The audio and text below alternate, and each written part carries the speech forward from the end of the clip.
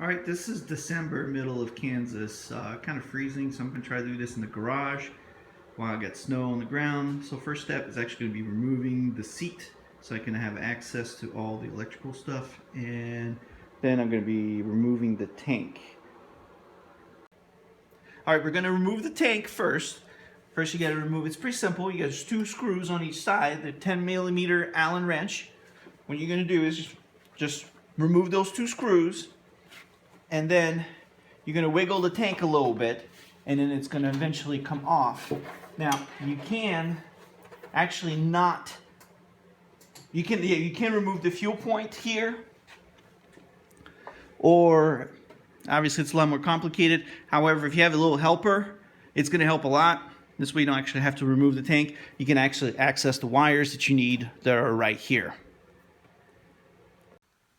Here's a small correction. What you'll need actually is a 5mm wrench to remove the screws for the tank versus the actual 10mm wrench to remove the screw for the seat that is right there.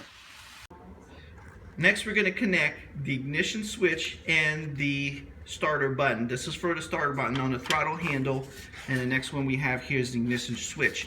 Looking at the bike right here is your ignition, the starter, and this is the ignition. So we're actually going to remove this right here for the T-wires that's in your kit, and these two are actually, we're going to disconnect the ignition, which is right here, and we're going to replace it with the controller that comes in the box, which should look something like this, and I'll show you the actual one when I actually put it on. Alright, these are the wires that we have. Here's the ground, which will actually hook up to the battery. This is your auxiliary cable, which actually can be run to your radio if you had one, or anything that you want to power to the bike without having to actually turn on the bike. These are your actual cable we're talking about. This one is your T that will go to the power switch, and this one is the ignition one that actually replaces the ignition switch completely. And all I have done so far is actually wire them through here. I'm going to run them across the main beam, and I'm going to actually hook it up to where I showed you where those wires were. Alright, so I went ahead and hooked them up right here. You can see it. There's the T, and there's the other ones right here that I connected. These are the originals. They're actually just hanging here. They're going to the ignition switch, which is right there. You can actually remove that if you want to, or just leave it in there in case you actually want to go back for whatever the reason is. This blue is actually connector actually goes to the tank right here. I removed it just for ease, so I actually have better access to the tank. Alright, put everything back on, seats on, tank's on, everything's put away. And now just to start it, all you would have to do is turn on the switch and then push the power button. But since I don't have the key fob on me, it won't start.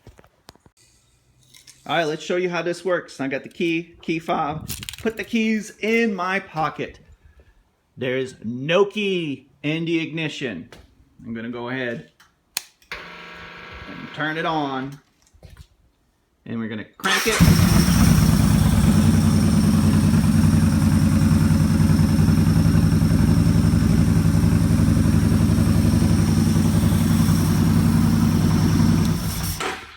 Just like that, she's off, and that's all she wrote.